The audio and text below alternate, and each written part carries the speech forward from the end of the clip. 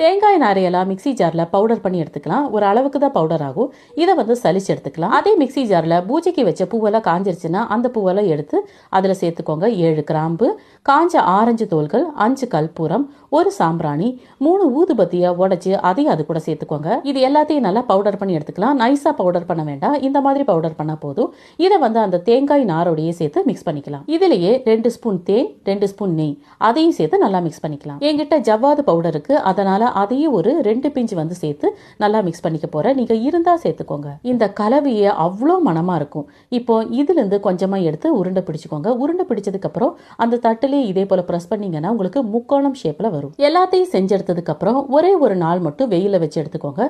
ஏதாவது ஈரப்பதம் இருந்துச்சுன்னா நல்லாவே காஞ்சிரும். பூஜைக்கு வச்ச பூவெல்லாம் காஞ்சி போயிருச்சுன்னா தூக்கி போடாம இந்த மாதிரி சாம்பிராணி செஞ்சுக்கோங்க. நீங்க யூஸ் பண்ண சாம்பிராணிலேயே ரொம்ப பெஸ்டானதா நீங்க ஃபீல் பண்ணுவீங்க. தேங்க்யூ.